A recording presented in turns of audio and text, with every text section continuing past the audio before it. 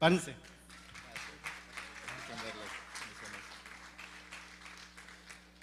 Muy buenos días. Son de esas veces que uno batalla un poco para ponerle el título a la enseñanza y pues esperamos que sea elocuente el título. Sí, efectivamente es una entrevista con Jesús y está basada en Juan capítulos 4, versículos 1 al 30, y me voy a permitir leer este pasaje. Dice versículo 1: Cuando pues el Señor entendió que los fariseos habían oído decir: Jesús hace y bautiza más discípulos que Juan, aunque Jesús no bautizaba sino sus discípulos, salió de Judea y se fue otra vez a Galilea, y le era necesario pasar por Samaria. Vino pues a una ciudad de Samaria llamada Sicar, junto a la heredad que Jacob dio a su hijo José. Recuerden que José era el hijo predilecto de Jacob, ¿no? Y estaba ahí el pozo de Jacob. Entonces Jesús, cansado del camino, se sentó así junto al pozo. Era como la hora sexta. Vino una mujer de Samaria a sacar agua, y Jesús le dijo: dame de beber, pues sus discípulos habían ido a la ciudad a comprar de comer. La mujer samaritana le dijo: ¿cómo tú, siendo judío, me pides a mí de beber, que soy mujer samaritana? Porque judíos y samaritanos no se tratan entre sí. Y un poco más adelante vamos a ver el por qué no se trataban los judíos y los samaritanos. Respondió Jesús y le dijo: si conocieras el don de Dios y quién es el que te dice dame de beber, tú le pedirías y él te daría agua viva. La mujer le dijo: Señor, no tienes con qué sacarla, y el pozo es hondo. ¿De dónde pues tienes el agua viva? ¿Acaso eres tú mayor que nuestro padre Jacob, que nos dio este pozo, del cual bebieron él, sus hijos y sus ganados? O sea, había orgullo en la mujer porque estaba orgullosa del pozo que tenían ellos. Respondió Jesús y le dijo: cualquiera que bebiere de esta agua volverá a tener sed, mas el que bebiere del agua que yo le daré no tendrá sed jamás, sino que el agua que yo le daré será en él una fuente de agua que salte para vida eterna. La mujer le dijo: Señor, dame esa agua para que no tenga yo sed ni venga aquí a sacarla. Jesús le dijo: ve, llama a tu marido y ven acá. Respondió la mujer y dijo: no tengo marido. Jesús le dijo: bien has dicho, no tengo marido, porque 5 maridos has tenido, y el que ahora tienes no es tu marido. Esto has dicho con verdad. Le dijo la mujer: Señor, me parece que tú eres profeta. Nuestros padres adoraron en este monte, y vosotros decís que en Jerusalén es el lugar donde se debe adorar. Jesús le dijo: mujer, créeme que la hora viene cuando ni en este monte ni en Jerusalén adoraréis al Padre. Vosotros adoráis lo que no sabéis, nosotros adoramos lo que sabemos, porque la salvación viene de los judíos. Mas la hora viene, y ahora es, cuando los verdaderos adoradores adorarán al Padre en espíritu y en verdad. Porque también el Padre tales adoradores busca que le adoren. Dios es espíritu, y los que le adoran en espíritu y en verdad es necesario que le adoren. Le dijo la mujer: sé que ha de venir el Mesías, llamado el Cristo. Cuando él venga, nos declarará todas las cosas. Jesús le dijo: yo soy el que habla contigo. En esto vinieron sus discípulos y se maravillaron de que hablaba con una mujer. Sin embargo, ninguno dijo: ¿qué preguntas? ¿O qué hablas con ella? Entonces la mujer dejó su cántaro y fue a la ciudad y dijo a los hombres: venid, ved a un hombre que me ha dicho todo cuanto he hecho. ¿No será este el Cristo? Entonces salieron de la ciudad y vinieron a él. Jesús tiene planeado para nosotros un encuentro con él. Todos en el mundo tenemos una cita con Jesús que Él ya ha planeado desde antes de la fundación del mundo. Si usted está aquí por primera vez, que levantaron por allá atrás la mano, no es casualidad que esté usted aquí en este día. Dios ya tenía esta cita planeada desde antes que usted naciera. En nuestro pasaje, Jesús iba de Jerusalén a Galilea y el camino más corto era atravesando Samaria. Sin embargo, la costumbre de los judíos era rodear Samaria para evitar interactuar con los samaritanos, a quienes veían con desprecio. Sin embargo, nuestro texto nos dice que le era necesario pasar por Samaria a Jesús. La necesidad de Jesús no era basada en acortar el tiempo de tránsito, sino porque tenía una entrevista con alguien quien necesitaba conocer de él. Y tenemos ahí que le era necesario a Jesús pasar por Samaria. Ahora, cuando leemos esto, no nos brinca rápidamente, estamos en el capítulo 4, una entrevista que vimos en el capítulo 3. Si recordarán, otra persona vino con Jesús, en este caso era Nicodemo, y tuvo una entrevista con Jesús, a mí me parece muy contrastante el tipo de personas, y vamos a hacer una comparación entre la mujer samaritana y Nicodemo. Y le puse una tachita porque la mujer samaritana tenía todo lo que no debería de tener una persona, o sea, tenía todo en contra. Y le puse una palomita porque humanamente el fariseo Nicodemo tenía todo lo que se debía de tener. Entonces, por ejemplo, la samaritana era pobre. ¿Cómo deducimos que era pobre? Porque ella tenía que ir a tomar del agua. Normalmente o mandabas a una hija o mandabas a un siervo, una sierva, pero ella tenía que hacerlo y lo hacía en el momento más caliente porque no era muy apreciable. Sin embargo, Nicodemo era riquísimo, lo vimos cuando vimos la entrevista con Nicodemo, era un hombre espléndidamente rico. Entonces ahí vemos una comparación. La samaritana obviamente era de Samaria, era samaritana. No era bien vista por los judíos, era más bien menospreciados esa línea. Y lo vamos a ver más adelante por qué. Y Nicodemo pues era judío, era del pueblo de Dios, era del linaje escogido. La mujer samaritana era rechazada por su vida familiar, como lo dijo con el Señor. Ya tenía 6 maridos y ninguno había sido legalmente su marido. Y por eso vemos que ella probablemente estaba sola en el pozo sacando agua porque estaba huyendo o no le gustaba estar interactuando con el resto del pueblo. Imagínense, era la despreciada de los despreciados, ¿no? O sea, era todavía de los samaritanos que no los quería nadie, pues ellos no la querían a ella tampoco. La hora sexta en tiempo judío era alrededor del mediodía y hacía mucho calor. Era el peor momento para ir a sacar agua.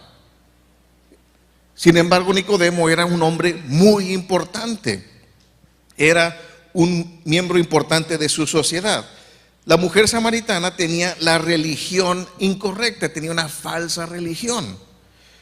Y sin embargo, Nicodemo era fariseo. Dentro de lo que se ha habido, siempre hemos dicho, si ha habido alguna religión verdadera, fue la hebrea, la judaica, porque fue instituida por Dios. Y él era miembro importante de esa religión. Era mujer.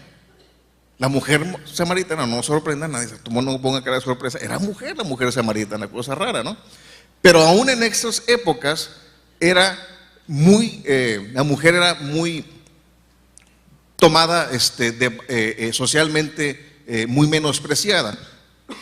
Entonces imagínense, era samaritana, era pobre, era mujer todavía, y obviamente Nicodemo era hombre. La samaritana confiaba en su religión. Lo único que tenía la samaritana era su religión, era el pozo ese, era lo que ella se podía enorgullecer. Y el fariseo también, Nicodemo, confiaba en su religión. Ahora, como vamos a ver más adelante, nada de esto importa. Podemos no tener absolutamente nada, o podemos humanamente tenerlo todo resuelto, pero nada de esto importa para el Señor. No impresionamos a Dios con todo lo que tengamos o en lo poco que tengamos. No importa cuán baja sea nuestra condición social o cuán alta sea. No importa eso delante de Dios. Ahora, para poder entender la situación y que los mismos discípulos de Jesús se maravillaron de que estaba hablando con una mujer samaritana, vamos a ver el marco histórico de la relación entre judíos y samaritanos. Primeramente que nada, recordemos que hubo una división del reino de Israel. Cuando el rey Salomón fue el hombre más sabio, Dios le dio sabiduría, pero ¿cuántos sabemos que la sabiduría no siempre te ayuda a hacer lo correcto? Puede ser muy inteligente, pero no puede ser el hombre, no te da por eso ser el hombre más piadoso, por así decirlo. Salomón tuvo mucha sabiduría, mas sin embargo eso no lo previno de irse tras ídolos. Y Dios le dijo a Salomón: por cuanto tu corazón ha hecho lo que no ha sido delante de mí correcto, voy a dividir tu reino, mas no lo voy a hacer en tu tiempo, por amor no a ti, sino a tu padre David. Lo voy a hacer en tu hijo Roboam. Y por ahí vemos en 1 de Reyes 11 cómo Dios levanta a Jeroboam, que iba caminando, que era un efrata, que no era gran cosa, pero llega un profeta y con un manto lo divide, un manto nuevo. Acuérdense que el manto también es nuevo, era el reino de Israel, que era nuevo, apenas era en su tercer rey, y lo divide en 12 pedazos y le da 10 pedazos a Jeroboam y le dice: tú vas a ser rey de 10 de las tribus, y otras 2 van a ser para Roboam.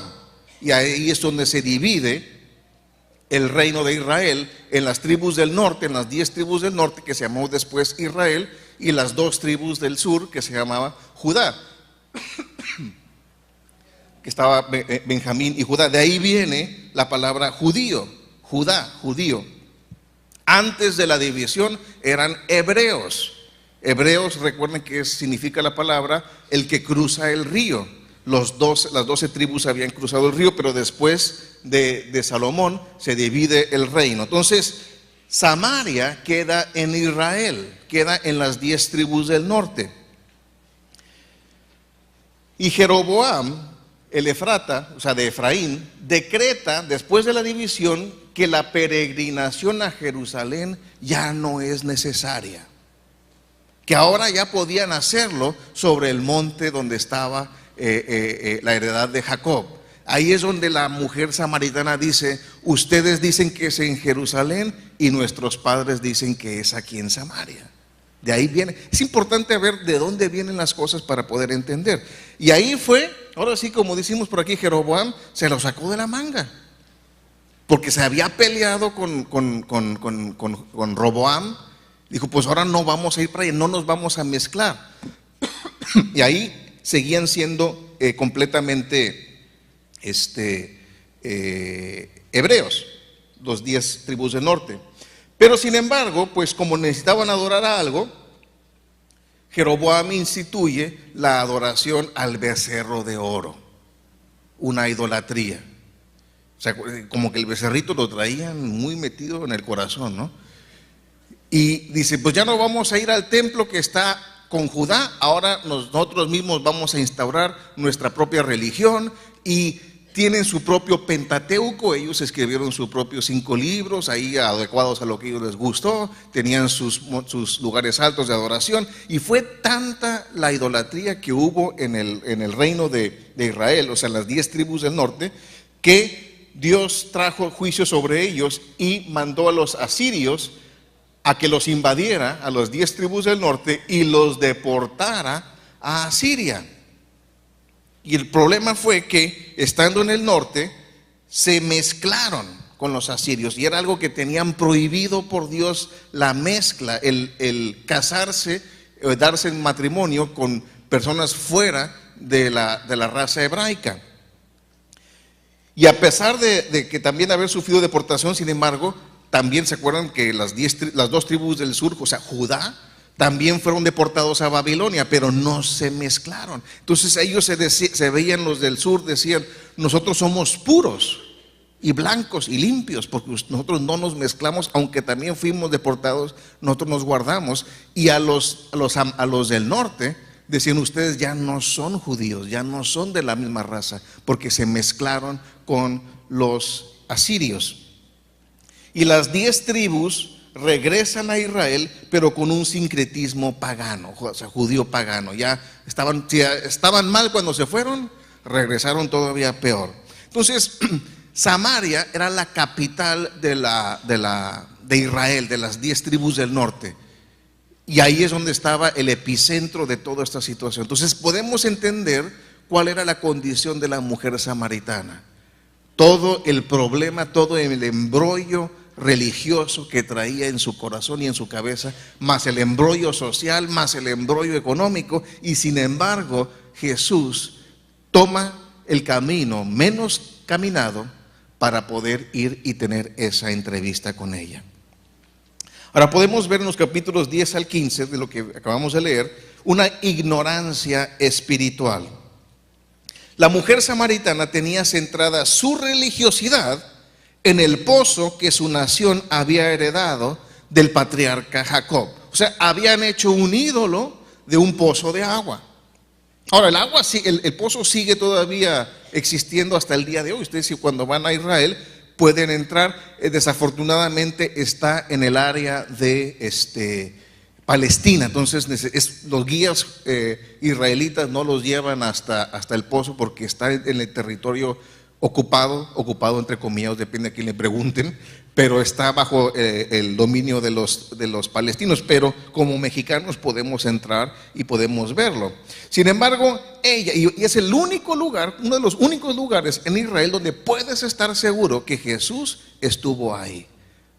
Es bien interesante esa parte. Hay varios. Me tocó estar en el estanque de Bethesda. Está muy grande, no sabemos exactamente dónde estuvo, pero ese es el pozo de Jacob. Es el único lugar, uno de los pocos lugares donde puedes estar seguro que el Señor Jesús estuvo parado ahí. Y no es muy grande, así es que es un bonito lugar para conocer. Sin embargo, la mujer samaritana, al igual que el resto de su pueblo, estaba esclavizada a ese pozo de agua. No se podía ir a ningún otro lugar. ¿Por qué? Porque ahí estaba el pozo. Ahí estaba mi identidad. Lo que le daba identidad a la mujer y a su pueblo era el pozo de Jacob. Ahora, el pozo de Jacob tiene la problemática que no es muy portátil, ¿no? No es como el agua embotellada que te la puedes llevar a todos lugares. El pozo, pues ahí está, clavada en la tierra. Ella debía acudir al pozo para subsistir. El pozo no era portátil.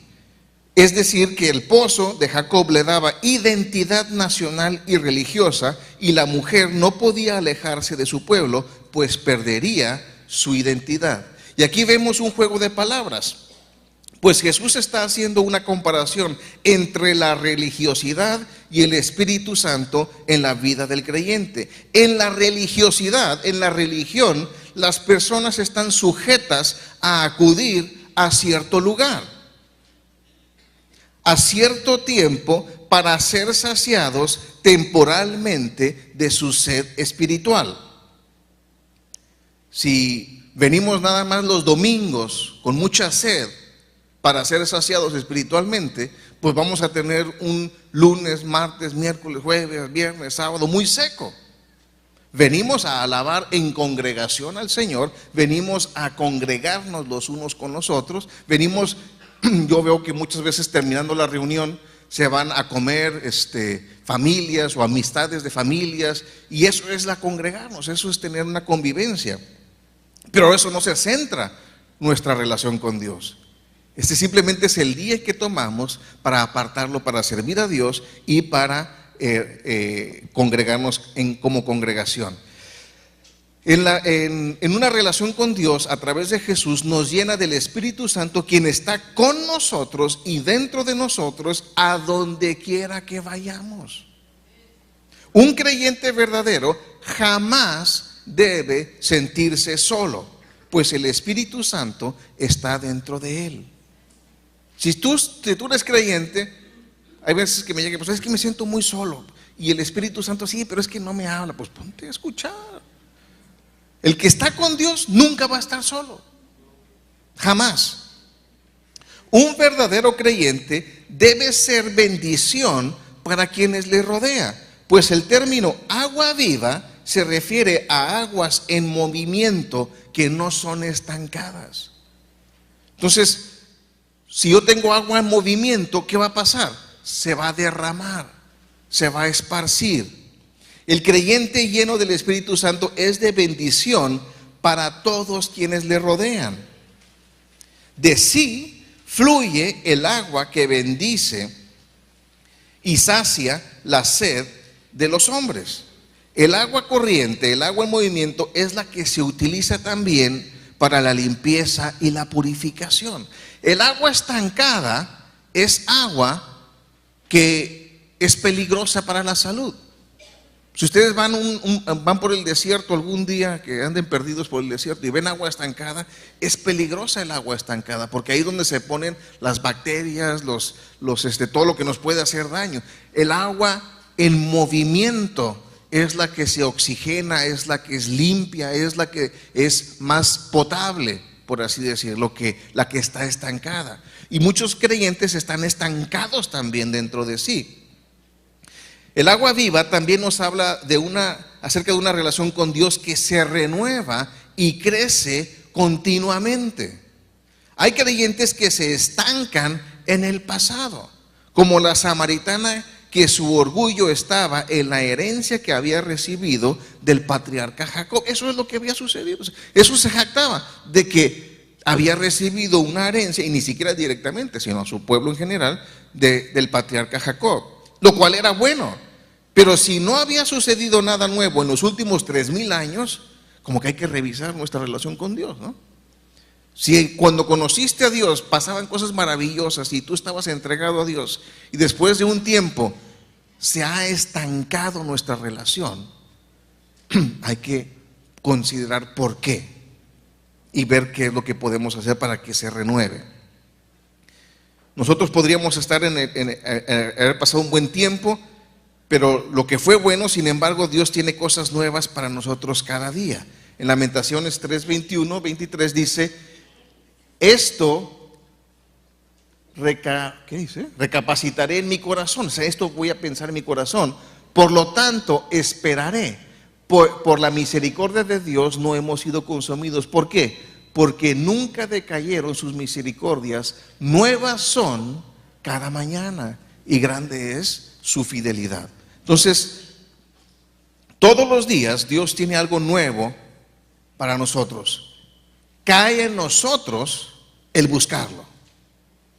Si dices, oye, es que ya de venir los domingos, ya como que se hace aburrido, es que no estás buscándolo bien.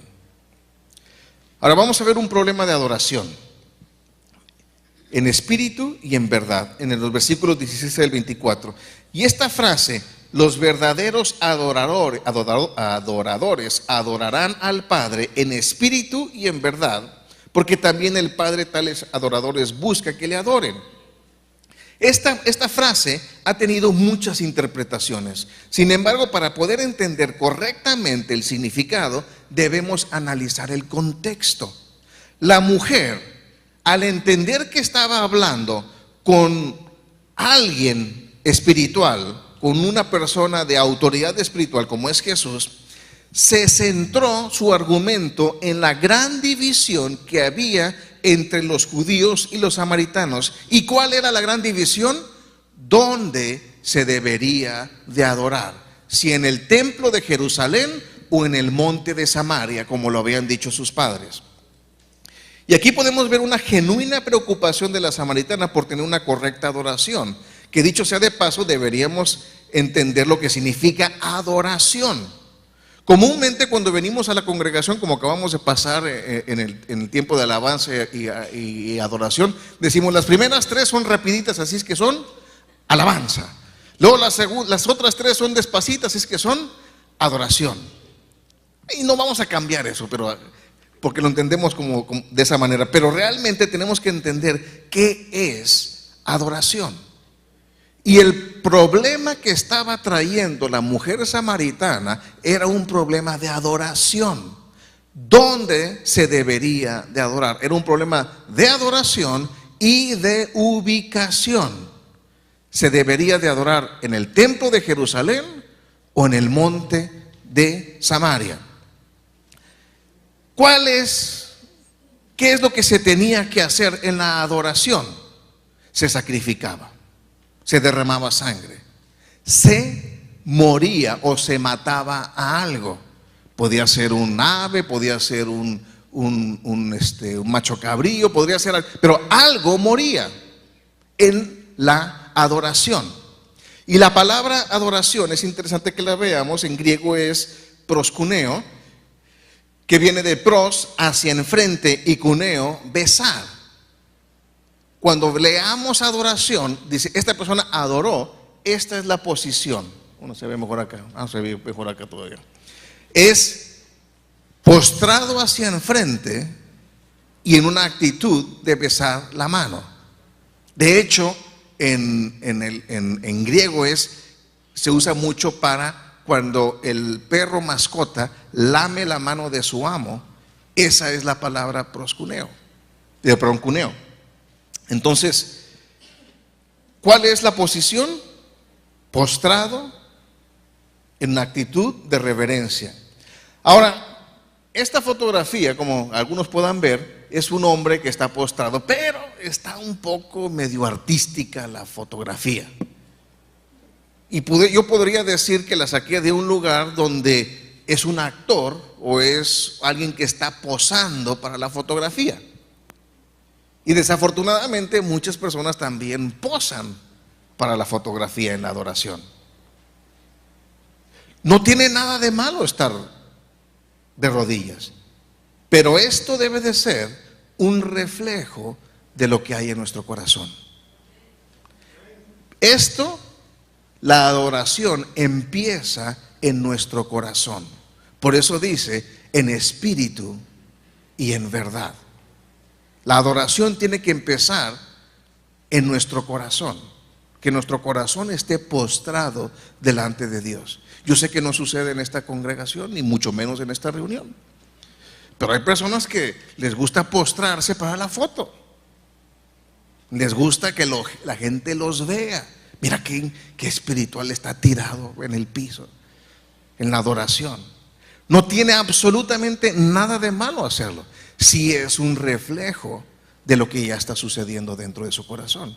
Pero si esa persona se para y va y patea al perro y le grita a la mujer y regaña mal a los hijos y va y roba, entonces ¿hay una postración real o es física nada más? Sería física nada más, porque dice que debe ser en espíritu y en verdad. Vamos a ver un par de ejemplos. En Apocalipsis 4, versículos 10 al 11 dice, los 24 ancianos, ¿cómo se pusieron? Se postran delante del que está sentado en el trono. ¿Y qué? Y adoran. Y fíjense qué interesante la adoración. Al que vive por los siglos de los siglos. ¿Y qué hacen? Echan sus coronas. Cuando nosotros estamos postrados en nuestro corazón, en nuestro espíritu delante de Dios, estamos echando todo lo bueno que hay de nosotros, se lo ponemos a los pies del Señor. Y decimos, nada tengo bueno en mí si no es por ti, Señor.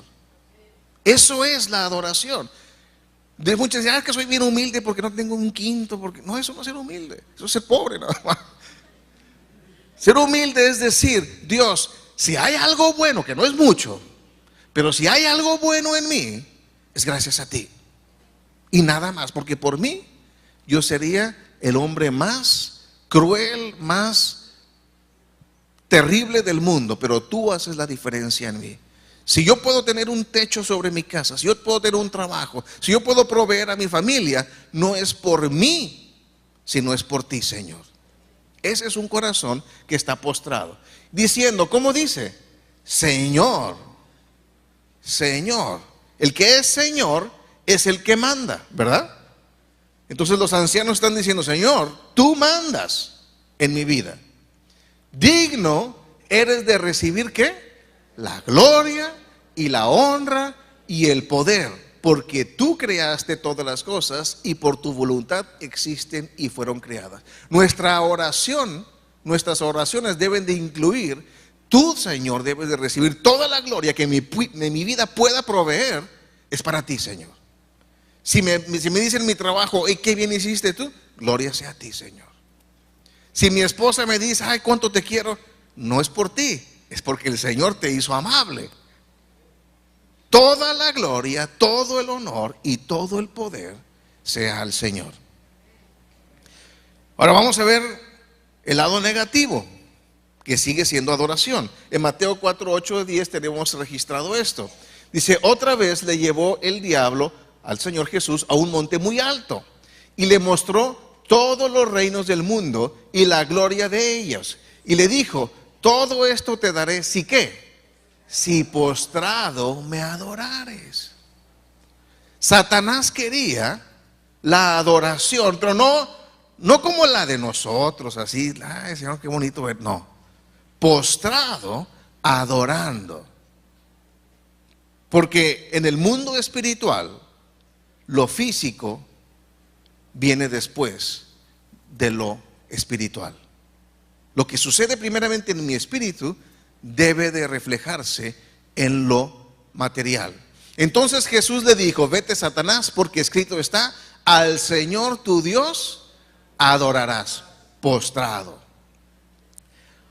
Ahora, yo no quiero que salgan de aquí y digan: ah, es que Hugo dijo que nos teníamos que tirar al suelo cada vez que... No.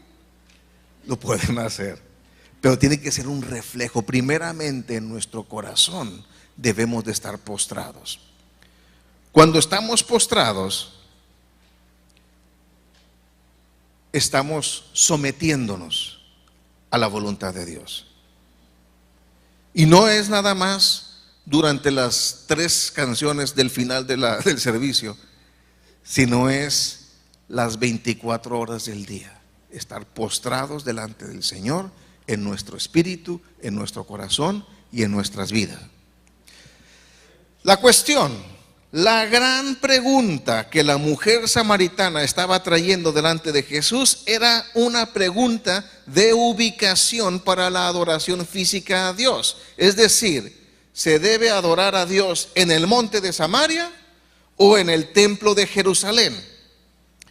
Jesús le contesta que no es en Samaria. Y es bien importante, estuve a punto de pasarme esto, pero es bien importante recalcarlo, que Jesús le dijo que no era en Samaria donde Dios mandó que se le adorara. Que lo que hizo Jeroboam cientos de años antes estuvo mal.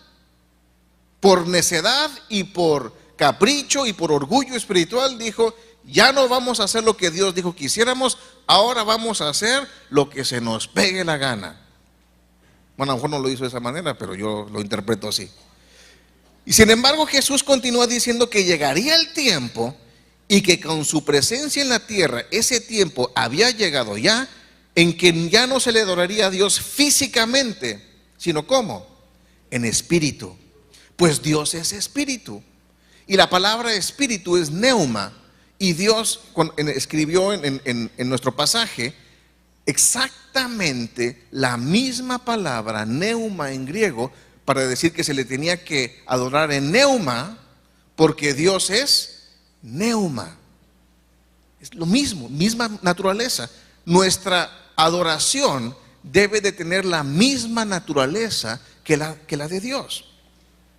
A pesar de haber instituido el sacrificio de animales, Dios no se complace en el sacrificio físico si este no es un reflejo de lo que primeramente sucede en el corazón. En Isaías 1, versículos 11 al 18, hay un reproche de parte de Dios que cada vez que lo leo me da escalofrío y lo voy a compartir para que lo vean. Dice el Señor: ¿para qué me sirve, dice Jehová, la multitud de qué? De vuestros sacrificios. Recuerden que sacrificio era cuello. Alguien tenía que morir. Bueno, algo tenía que morir. sea una tórtola, sea un toro, algo tenía que morir. ¿Qué dice el Señor? Hastiado. ¿Alguien se ha sentido alguna vez hastiado? Así que comes algo malo y dices, híjole, nomás de acordarme de eso me da asco, estoy hastiado, dice el Señor, de holocaustos de carneros y de cebo de animales gordos. No quiero sangre de bueyes, ni de ovejas, ni de machos cabríos. Ya no quiero, a pesar de que Él mismo lo instituyó. ¿Quién demanda esto de vuestras manos cuando venís a presentaros delante de mí? ¿Para qué?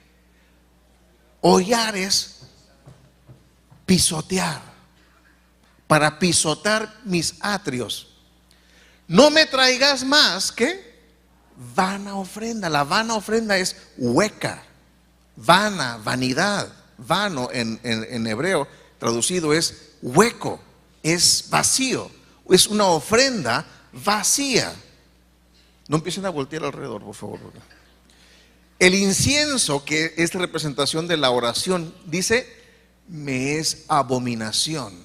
Luna nueva y día de reposo, el convocar asambleas, no lo puedo sufrir, ya no lo soporto.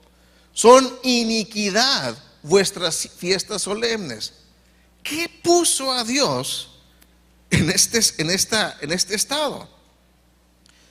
Dice, vuestras lunas nuevas y vuestras fiestas solemnes las tiene aborrecidas mi alma, me son gravosas, cansado estoy de soportarlas.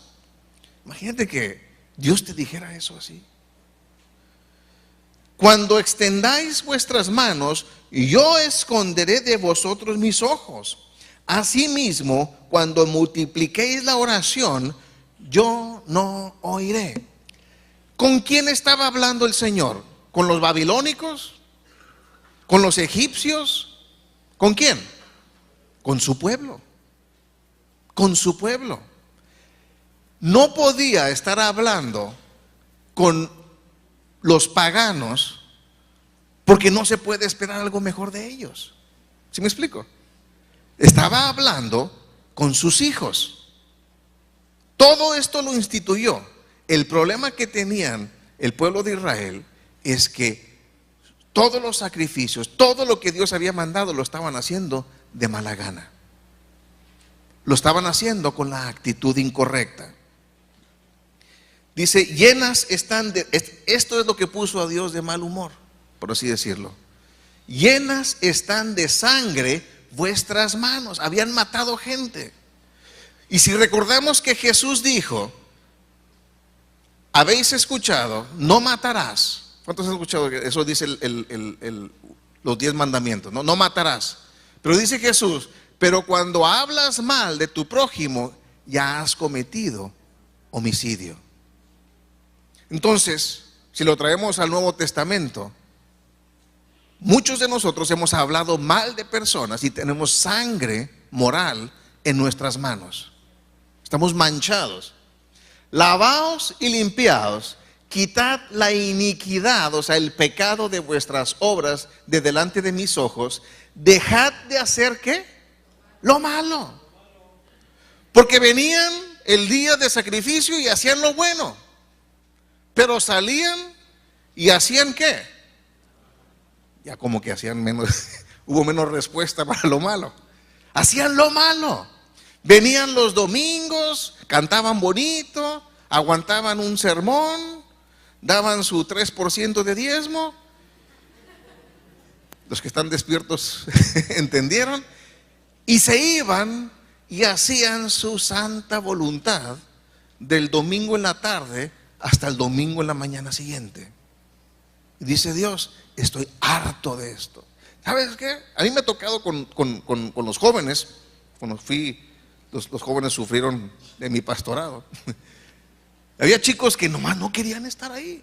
Yo les decía, y el problema es que no solo no querían estar ahí, sino que era como un foco que llamaba a los demás, ¿no? Y me echaba a perder. Yo hablaba con él, mira, si no quieres venir, dímelo. Yo hablo con tu mamá y yo le digo que ya no te traiga. Sé hombrecito, dile, mamá, ya no quiero que me traigas. O si vas a venir, ven a lo que vienes. Pero si no vas a venir a hacer lo que tienes que hacer, ¿qué voy a hacer? Te pongo en un rinconcito ahí para que no hagas daño a nadie. Te pongo unas orejitas. Pero digo que me sufrieron mucho los jóvenes, pero muchas veces así es lo que nos dice el Señor: no vengas. Si vas a estar haciendo tu voluntad, te estás engañando a ti mismo. Es mejor que pongas a cuentas las cosas. Dice: aprender ¿a qué?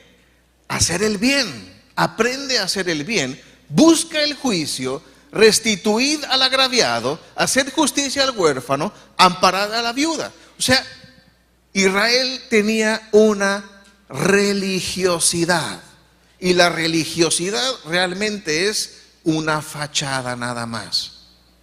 Una fachada que nos muestra algo bonito. Como le dijo Jesús a los fariseos, son como sepulcros blanqueados, relucientes por fuera, pero podridos por dentro. Y la religiosidad, eso es, una fachada bonita por fuera, pero muerte y podredumbre por dentro. Si ustedes hacen esto, dice el Señor, dice: venid luego, dice Jehová, y estemos a cuenta. Si vuestros pecados fueren como la grana, como la nieve serán emblanquecidos. Si fueren rojos como el carmesí, vendrán a ser como blanca lana. Este pasaje lo usamos muchas veces, este último versículo lo usamos muchas veces para evangelizar, pero estrictamente no es de evangelización. Estrictamente es de reconciliación del creyente apartado con el Señor. Muchas personas que no conocen a Dios dicen: bueno, cuando yo arregle algunas cosas, entonces iré a la congregación. No, ven para arreglar tus cosas. Pero el Señor le dice a su pueblo, a sus hijos: arreglen las cosas y vengan y pónganse de cuentas conmigo. Y yo los voy a limpiar, yo los voy a perdonar. Pero tienen que venir y humillarse delante de mí para poder recibirlo. Ahora, ¿de qué manera puedo hoy adorar a Dios en espíritu? ¿De qué manera lo puedo hacer? Obedeciéndole. Porque mucha gente dice: es que adorarle es cantar en lenguas, adorarle es profetizar. Eso es bueno, pero mucha gente habla en lenguas y va y habla otras lenguas que no son angelicales ni mucho. Se abre una cloaca espiritual allá afuera. Es obedeciéndole. Mis deseos, mis planes, mi voluntad deben estar supeditadas a la voluntad de Dios. ¿Qué significa eso? Que no importo yo. Lo que importa es lo que Dios quiere. Si físicamente me postro delante de Dios, pero en mi corazón estoy resuelto a hacer mi propia voluntad, mi sacrificio físico no sirve para nada. Puedo asistir a una congregación cada domingo, pero si entro por esas puertas determinado a hacer mi voluntad, a ser el Dios de mi vida, y al terminar la reunión continúo con la misma determinación, la hora y media que invertí en congregarme de nada me sirvió. No porque haya habido una mala predicación, sino porque mi propia testarudez espiritual. Porque estoy empecinado en hacer mi propia voluntad. Y la segunda parte de la respuesta de Jesús fue: y verdad, en espíritu y verdad. Y la verdad se refiere a la palabra de Dios. Es decir, mi adoración no debe ser sujeta a mi forma de pensar, a mis gustos, a mis valores, ni a mis vicios. Nuestra adoración debe estar sujeta a la palabra de Dios. En Oseas 6:6 dice: porque misericordia quiero y no sacrificio, y conocimiento de Dios más que holocaustos. ¿Cómo podemos conocer a Dios? A través de su palabra. Leer su palabra, estudiar su palabra, obedecer su palabra. La ignorancia no nos da inocencia. Dice: es que yo nunca leí la Biblia, es que yo nada que ver conmigo, ¿no? Ni me enteré. La ignorancia no nos da inocencia. Dios, por medio del profeta Samuel, había mandado a Saúl, rey de Israel, a destruir todo un pueblo porque había hecho cosas malvadas este pueblo de Amalek. Y le dijo, vas a ir y vas a destruir todo. Ahora, déjenme les pregunto, ¿cuánto es todo? Ustedes sí lo entienden, mire, el rey Saúl no lo entendió. Todo lo vas a matar, todo ser viviente lo vas a matar. Alejandro lo entiende perfectamente bien, es todo te lo vas a echar. Todo, ¿por qué? Porque es vil y despreciable delante de Dios. Y Saúl fue y atacó, pero cuando iba llegando el profeta Samuel, escuchó ruidos que no pertenecían a un campo de batalla. Bramidos de animales, lloriqueo de mujeres. Y pues, ¿qué es esto? Vamos a leer que dice, y dijo Samuel, se complace el Señor tanto en los holocaustos, porque Saúl dijo, guardamos lo mejor, porque eso se lo vamos a sacrificar a Dios, ¿no? Esto es bueno, esto se lo vamos, estas no estaban tan feas, estas se lo vamos a guardar para nosotros, pero estas ovejitas, esto todo es para sacrificio del Señor, y este oro pues también, mitad para él y mitad para nosotros. Entonces dice, se complace el Señor tanto en los holocaustos y víctimas como ¿qué? Como que se obedezca a las palabras del Señor. Dios cree, si tú crees que venir y dar el 20%, el 100% de ofrenda va a complacer a Dios más que le obedezcas, estamos en una equivocación. Dios quiere que le obedezcamos. Ciertamente el obedecer es mejor que los sacrificios, y el prestar atención que la grosura de los carneros. Y el prestar atención es vive consciente de que Dios te está viendo. Vive consciente de que tu vida está delante de Dios continuamente. Porque como pecado de adivinación, ¿cuántos saben que la adivinación es malo? ¿Cuántos saben que ir a que te lean las cartas es pésimo? Pues fíjense lo que dice.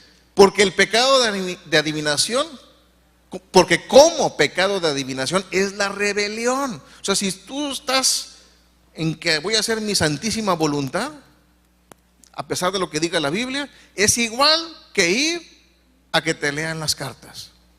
Es igual que ir y leer el horóscopo todos los días. Choc. Y como ídolos e idolatría, la obstinación. Por cuanto tú desechaste, ¿a qué? A la palabra de Dios. Por cuanto tú desechaste la palabra de Dios, Él también te ha desechado para que no seas rey.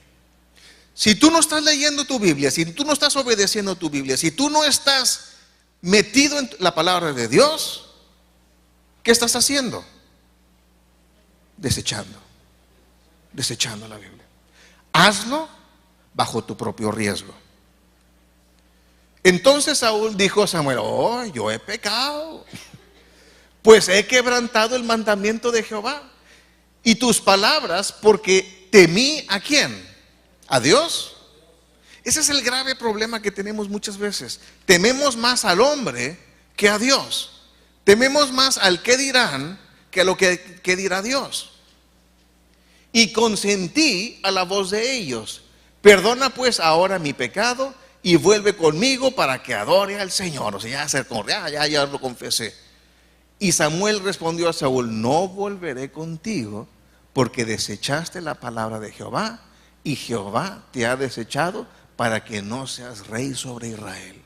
Y más adelante leemos que el Espíritu Santo abandonó a Saúl. Un error muy común entre los creyentes es confiar en nuestras propias capacidades o en nuestros recursos, y eso no es sabio. En Proverbios 3:7 dice, no seas sabio en tu propia opinión, teme a Jehová y apártate del mal. No, yo sí lo controlo esto yo puedo con esto. Sí, es lo que Satanás te está diciendo al oído. Tú puedes, tú aguanta, tú róbate poquito, al rato lo regresas. Proverbios 3:5, fíate de Jehová de todo tu corazón y no te apoyes en tu propia prudencia. No te apoyes en tu propia prudencia. No pienses que tú sabes más que Dios. Si Dios dice, no te pongas en yugo desigual no andes con novio o con novia que no sea creyente. No, yo sí la voy a evangelizar, yo sí lo voy a hacer que... Sí. Si no estás bien evangelizado, ahora vas a evangelizar a otra persona. Ahora vamos a ver el proceso de quitar capas, ya para terminar. Cada vez que leo esto me encanta porque me acuerdo de mi platillo favorito, la alcachofa. La alcachofa tiene capas y un corazón en el centro. Mi suegra hace unas alcachofas increíbles con un dip de, bueno, no le voy a decir nada, pero tiene capas y tiene un corazón. Ahora, el problema es que para poderle arrancarla, así como está crudo, es muy difícil. Tienes que arrancarle una de las hojas y lo muerdes y le sacas la carnita, que si se le puede llamar así carnita, a la alcachofa, y sabe riquísimo con el dip que hace mi suegra, es increíble. Pero si no está cocida, ahí te vas a quedar ahí masticándole porque no le vas a sacar nada, está fibroso. Para que pueda ser comestible, ¿qué tiene que hacerle? Cocerlo, hervirlo, aplicarle calor para que se ponga suavecito. Los más despiertos saben a lo que me refiero. Para que nuestras capas se caigan, hay veces que Dios tiene que aplicarle calor a nuestras vidas, para que se nos vayan cayendo todas esas fachadas de religiosidad, de estudios, de lo otro que nos guardan y que se interponen entre nuestro corazón y el corazón de Dios. Y es interesante comparar las dos entrevistas que tenemos registradas de Nicodemo y de la mujer samaritana. Jesús los llevó exactamente al mismo lugar. A Nicodemo le dijo: serás muy rico, serás muy famoso, serás muy poderoso, serás muy lo que tú quieras, pero te tienes que hacer como un niño, como un bebé. Un bebé, ¿qué estudios tiene? ¿Qué conciencia tiene de sí mismo? Completamente está dependiendo de alguien más. Y nosotros también debemos de depender de Dios. Y a la mujer Nicodema le dice: no tienes nada, y lo poco que tienes es este pozo, pues también te lo quito. No sirve este pozo para nada. Y Dios a nosotros nos está tratando. Todo lo que tú tienes o lo que no piensas tener no me sirve de nada si se interpone entre tú y yo. En Apocalipsis 3:17 dice: porque tú dices que yo soy rico y me he enriquecido y de ninguna cosa tengo necesidad, y no sabes, no te has dado cuenta que tú eres un desventurado, miserable, pobre, ciego y desnudo. Si yo confío en el dinero, soy esto. Si yo confío en el Señor, lo tengo todo. Ahora, el problema es que no entendemos lo que es ser pobre. En Mateo 5:3 tenemos registrado: bienaventurados los pobres de chequera, los pobres económicos, los pobres de espíritu, en espíritu, porque de ellos es el reino de los cielos. Y el pobre en espíritu es el que dice: Dios, yo no tengo nada que te pueda agradar, solamente tú lo puedes hacer. Tenemos registrado en Mateo 8, un pasaje donde dice: entrando Jesús en Capernaum, vino a él un centurión. ¿Quién era? Un miembro del ejército más poderoso del mundo, que tenía a su cargo a 100 soldados mortíferos pues mejor. Y él viene delante de un carpintero judío y le dice: Señor, ¿cómo llega? Exigiendo, rogándole y diciendo: ¿qué? Señor. Imagínate que un marín invade Irak y le dice al carpintero: oye, Señor, te ruego que me ayudes. Mi criado está postrado en casa, paralítico, gravemente atormentado. Y Jesús le dijo: yo iré y le sanaré. Respondió el centurión y dijo: Señor, no soy digno. ¿Vemos la pobreza espiritual? Que es pobre en espíritu. no soy digno de que entres bajo mi techo, solamente di la palabra y mi criado sanará, porque también yo soy hombre bajo autoridad y tengo bajo mis órdenes soldados, y digo a este ve y va, y al otro ven y viene, y a mi siervo haz esto y lo hace. Y el pasaje más impactante para mí de la Biblia, al oírlo Jesús se maravilló. Se maravilló. ¿Cuántos quisiéramos maravillar a Jesús con nuestras acciones?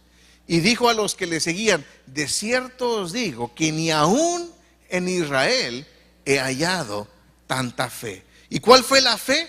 Reconocer quién es Él y reconocer quién soy yo. Él es Dios y yo no.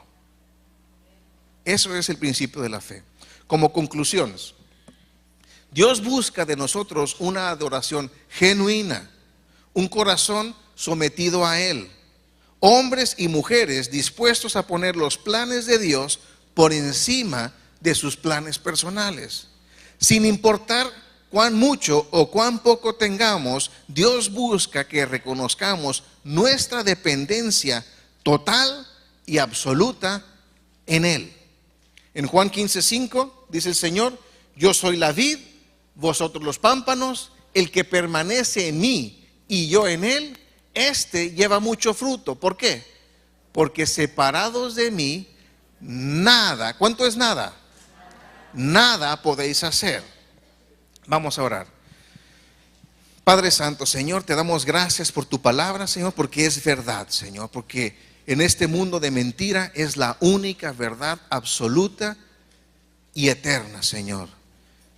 Te pedimos que tu Espíritu Santo toque nuestros corazones para que tengamos una verdadera y genuina adoración, Señor.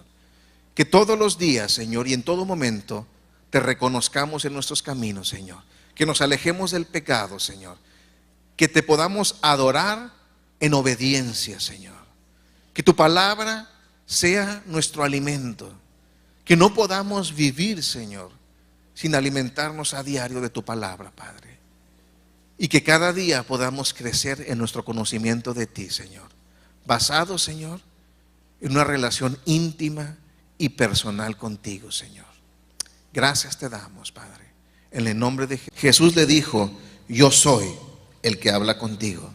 En esto vinieron sus discípulos y se maravillaron de que hablaba con una mujer. Sin embargo, ninguno dijo: ¿qué preguntas? ¿O qué hablas con ella? Entonces la mujer dejó su cántaro y fue a la ciudad y dijo a los hombres: venid, ved a un hombre que me ha dicho todo cuanto he hecho. ¿No será este el Cristo? Entonces salieron de la ciudad y vinieron a él. Jesús tiene planeado para nosotros un encuentro con Él. Todos en el mundo tenemos una cita con Jesús que Él ya ha planeado desde antes de la fundación del mundo. Si usted está aquí por primera vez, que levantaron por allá atrás la mano, no es casualidad que esté usted aquí en este día. Dios ya tenía esta cita planeada desde antes que usted naciera. En nuestro pasaje, Jesús iba de Jerusalén a Galilea y el camino más corto era atravesando Samaria. Sin embargo, la costumbre de los judíos era rodear Samaria para evitar interactuar con los samaritanos, a quienes veían con desprecio. Sin embargo, nuestro texto nos dice que le era necesario pasar por Samaria a Jesús. La necesidad de Jesús no era basada en acortar el tiempo de tránsito, sino porque tenía una entrevista con alguien quien necesitaba conocer de él. Y tenemos ahí que le era necesario a Jesús pasar por Samaria. Ahora, cuando leemos esto, no nos brinca rápidamente, estamos en el capítulo 4, una entrevista que vimos en el capítulo 13. Si recordarán, otra persona vino con Jesús, en este caso era Nicodemo, y tuvo una entrevista con Jesús, a mí me parece muy contrastante el tipo de personas, y vamos a hacer una comparación entre la mujer samaritana y Nicodemo. Y le puse una tachita porque la mujer samaritana tenía todo lo que no debería de tener una persona, o sea, tenía todo en contra. Y le puse una palomita porque humanamente el fariseo Nicodemo tenía todo lo que se debía de tener entonces. Por ejemplo, la samaritana era pobre. ¿Cómo deducimos que era pobre? Porque ella tenía que ir a tomar del agua. Normalmente o mandabas a una hija o mandabas a un siervo, una sierva, pero ella tenía que hacerlo y lo hacía en el momento más caliente porque no era muy apreciable. Sin embargo, Nicodemo era riquísimo, lo vimos cuando vimos la entrevista con Nicodemo, era un hombre espléndidamente rico. Entonces ahí vemos una comparación. La samaritana obviamente era de Samaria, era samaritana. No era bien vista por los judíos, era más bien menospreciados esa línea. Y lo vamos a ver más adelante por qué. Y Nicodemo pues era judío, era del pueblo de Dios, era del linaje escogido. La mujer samaritana era rechazada por su vida familiar, como lo dijo con el Señor. Ya tenía 6 maridos y ninguno había sido legalmente su marido. Y por eso vemos que ella probablemente estaba sola en el pozo sacando agua porque estaba huyendo o no le gustaba estar interactuando con el resto del pueblo. Imagínense, era la despreciada de los despreciados, ¿no? O sea, era todavía de los samaritanos que no los quería nadie, pues ellos no la querían a ella tampoco. La hora sexta en tiempo judío era alrededor del mediodía y hacía mucho calor, era el peor. ¿Acaso eres tú mayor que nuestro padre Jacob, que nos dio este pozo, del cual bebieron él, sus hijos y sus ganados? O sea, había orgullo en la mujer porque estaba orgullosa del pozo que tenían ellos. Respondió Jesús y le dijo: cualquiera que bebiere de esta agua volverá a tener sed, mas el que bebiere del agua que yo le daré no tendrá sed jamás, sino que el agua que yo le daré será en él una fuente de agua que salte para vida eterna. La mujer le dijo: Señor, dame esa agua para que no tenga yo sed ni venga aquí a sacarla. Jesús le dijo: ve, llama a tu marido y ven acá.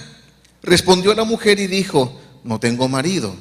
Jesús le dijo: bien has dicho, no tengo marido, porque 5 maridos has tenido y el que ahora tienes no es tu marido.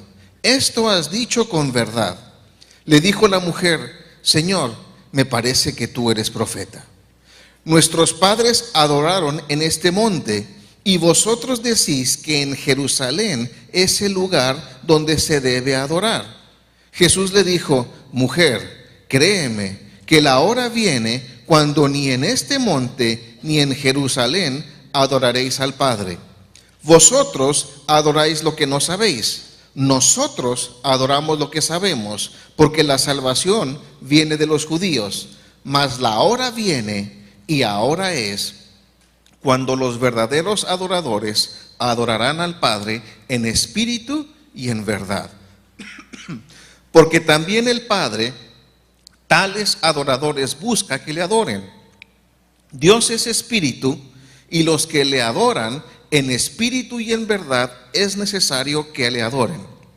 Le dijo la mujer: sé que ha de venir el Mesías, cuando llamado el Cristo. Cuando Él venga, nos declarará todas las cosas. Momento para ir a sacar agua.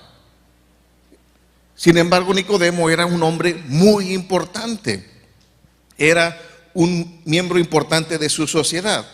La mujer samaritana tenía la religión incorrecta, tenía una falsa religión.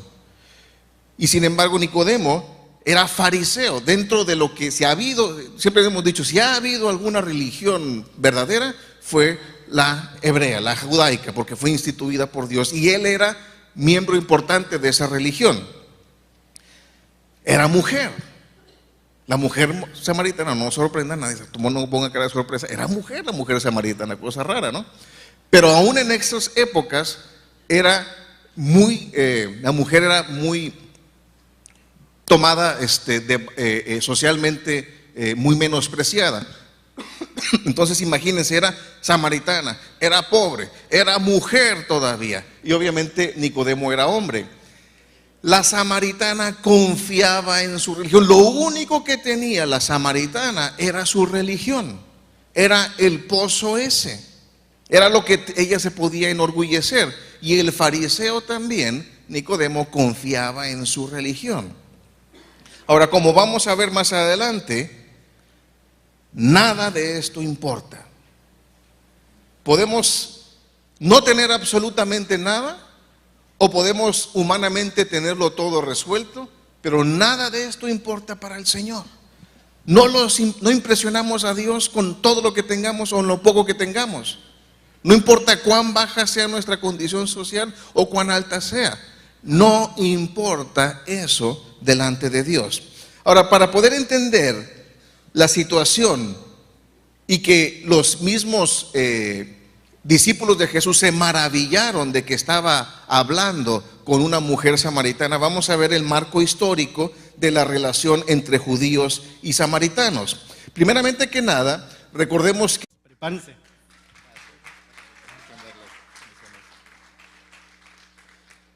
Muy buenos días. Son de esas veces que uno batalla un poco para ponerle el título a la enseñanza, y pues esperamos que sea elocuente el título. Sí, efectivamente es una entrevista con Jesús y está basada en Juan capítulos 4 versículos 1 al 30, y me voy a permitir leer este pasaje. Dice versículo 1: Cuando pues el Señor entendió que los fariseos habían oído decir: Jesús hace y bautiza más discípulos que Juan, aunque Jesús no bautizaba sino sus discípulos, salió de Judea y se fue otra vez a Galilea, y le era necesario pasar por Samaria. Vino pues a una ciudad de Samaria llamada Sicar, junto a la heredad que Jacob dio a su hijo José. Recuerden que José era el hijo predilecto de Jacob, ¿no? Y estaba ahí el pozo de Jacob. Entonces Jesús, cansado del camino, se sentó así junto al pozo. Era como la hora sexta. Vino una mujer de Samaria a sacar agua, y Jesús le dijo: dame de beber, pues sus discípulos habían ido a la ciudad a comprar de comer. La mujer samaritana le dijo: ¿cómo tú, siendo judío, me pides a mí de beber, que soy mujer samaritana? Porque judíos y samaritanos no se tratan entre sí. Y un poco más adelante vamos a ver el por qué no se trataban los judíos y los samaritanos. Respondió Jesús y le dijo: si conocieras el don de Dios y quién es el que te dice: dame de beber, tú le pedirías y él te daría agua viva. La mujer le dijo: Señor, no tienes con qué sacarla, y el pozo es hondo. ¿De dónde pues tienes el agua viva?